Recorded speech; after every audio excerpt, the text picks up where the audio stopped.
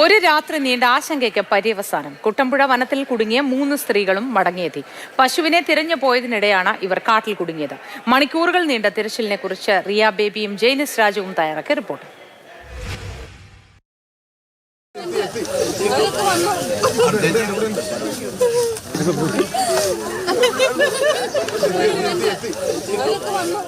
റിയ, ഇതുവഴിയായിരിക്കും അവർ വന്നല്ലേ? നമ്മള് cameraman Binu Thomas, നമ്മൾ ഇതിലൂടെയാണ് അവർ വരുന്നുണ്ട് എന്നറിഞ്ഞ് അങ്ങോട്ട് പോയത്. അപ്പോൾ ഇതുവഴി ഡാർലി ചേച്ചി, മായ ചേച്ചി, ഒപ്പം തന്നെ പാർക്കുട്ടിയമ്മ, കൂട്ടത്തിൽ ഏറ്റവും പ്രായം കൂടി 68കാരി, അവര് ഫോറസ്റ്റ് ഉദ്യോഗസ്ഥരുടെ നാട്ടുകാരുടെ ഒക്കെ കൂടെ ഈ കാടിനുള്ളിലൂടെ നടന്നു വരുന്ന ആ നിമിഷം ഏറ്റവും മുമ്പിൽ മായ ചേച്ചി നടന്നു വരും. പേടി ഉണ്ടായിരുന്നു. ആനയുണ്ടല്ലോ. വഴിതെറ്റി പോയതാണോ? ആനനെ കണ്ട് മാറിപ്പോയതാ. വലിയൊരു പെര പോലത്തെ ഒരു കല്ലുണ്ട്. ആ കല്ലിന്റെ ചോട്ടിൽ ചെന്നപ്പോ ഇതാണ് സുരക്ഷിതം ഓർത്ത് ഞങ്ങള് ആ കല്ലിന്റെ മുകളിൽ കയറി. കാട്ടാന കൂട്ടമായിരുന്നു. പശുവിനെ തേടി പോയതാണ്. പെട്ടെന്ന് ഒറ്റപ്പെട്ടു, വഴി തെറ്റിപ്പോയി.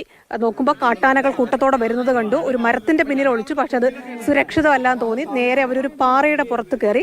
68കാരിയായ ഒരു സ്ത്രീയും ഉൾപ്പെടെ വലിഞ്ഞു കയറുക എന്ന് പറഞ്ഞാൽ ഭയങ്കര ശ്രമകരമാണ്. അവര് കയറി അതിന്റെ മുകളിൽ നിന്നു. പക്ഷെ കാട്ടാനകൾ പോകുന്നില്ല. 4:30 വീട്ടിൽ വിളിച്ചു പറഞ്ഞു ഞങ്ങൾ വഴി തെറ്റി. അതാണ് അവസാനത്തെ കോള്. 4:30 അവരെ കാണുമ്പോൾ അവര് നടന്നു വരുവാണല്ലോ, സ്വാഭാവികമായിട്ടും അവരുടെ ആരോഗ്യാവസ്ഥ എന്തായിരുന്നു അവരുടെ അവസ്ഥ? നമ്മൾ ഏറ്റവും ആദ്യം മായ ചേച്ചിനോട് ചോദിച്ചത് ആരോഗ്യം ഓക്കെ അല്ലേ എന്ന് ചോദിച്ചപ്പോൾ പറഞ്ഞു ഓക്കെയാണ്, എനിക്ക് നടക്കാൻ പറ്റുന്നുണ്ട്. വെള്ളവും ബിസ്ക്കറ്റൊക്കെ ഉദ്യോഗസ്ഥര് തന്നു.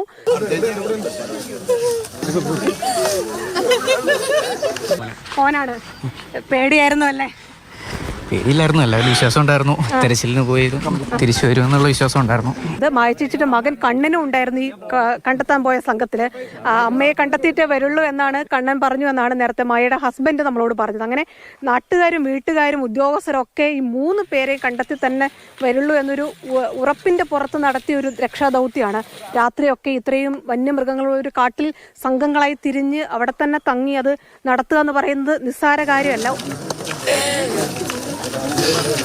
അവർ പുറത്തേക്ക് വരുമ്പോ ഈ ബന്ധുക്കളെ കാണുമ്പോൾ ഭയങ്കര വൈകാരികമായിട്ടൊരു നിമിഷമായിരുന്നു. അത് കെട്ടിപ്പിടിക്കുകയും കരയുകയും ഒക്കെ ചെയ്യുന്നുണ്ടായിരുന്നു. നാട്ടുകാർ പോലും ഓടി വന്ന് എന്താ സംഭവിച്ചതെന്ന് ചോദിക്കുന്നു. അതെ, ജയിന്റെ അടുത്തല്ലേ പാർക്കുട്ടിയമ്മ വരുന്നപ്പോ. അതെ, മാത്രമല്ല ബാക്കിയുള്ളവർ വന്നപ്പോഴും അവരുടെ ബന്ധുക്കൾ ഓടി വന്ന് കെട്ടിപ്പിടിക്കുന്നു. ഒരുപക്ഷെ അവര് തിരിച്ച് ജീവനോടെ മടങ്ങി വരുമോ എന്ന കാര്യത്തിൽ അവർക്ക് ആശങ്കയുണ്ടായിരുന്നു. ഡാർലി ചേച്ചിയുടെ അമ്മ മേരി ചേച്ചി നമ്മൾ ഇങ്ങോട്ട് കയറുന്നതിന് മുമ്പ് സംസാരിച്ചിരുന്നു. അപ്പോൾ പറഞ്ഞത് എന്റെ മകള് മരിച്ചു പോയിട്ടുണ്ടോ എന്ന് ഞാൻ പേടിച്ചിരുന്നു. പക്ഷെ നാട്ടുകാരെ വിളിച്ചിട്ട് അവർ സുരക്ഷിതയാണ് എന്ന് പറഞ്ഞപ്പോഴാണ് എനിക്കൊന്ന് ശ്വാസം വീണേന്ന് അവർ നമ്മളോട് പറഞ്ഞിരുന്നു. വീട്ടിലുള്ളവരൊക്കെ പറയായിരുന്നേ ഈ ഇത്രയും വലിയ കാടൊക്കെ പരിചയമുണ്ട്, എന്നാലും ഈ ആനക്കൂട്ടമൊക്കെ ഉള്ളപ്പോ എങ്ങനെ നിങ്ങൾ നേരം വെളുപ്പിക്കുന്ന ഒരു ആശങ്ക ഉണ്ടായിരുന്നു. ഭയങ്കര ധൈര്യമാണല്ലോ അല്ലെ? റിയ അവിടെ വരെ പോയല്ലോ, എന്തായിരുന്നു മനസ്സിൽ? ഈ നടന്നു പഠിക്കുന്നത് അവിടെയൊക്കെ ഉള്ളതുപോലെ ആനപ്പിണ്ടമുണ്ട്, അവിടെ വേലി പൊട്ടിച്ചിട്ടിട്ടുണ്ട്, ഒരു മരം വീണ് കിടക്കുന്നുണ്ട്. അപ്പം ഞങ്ങൾക്കൊരു പേടി.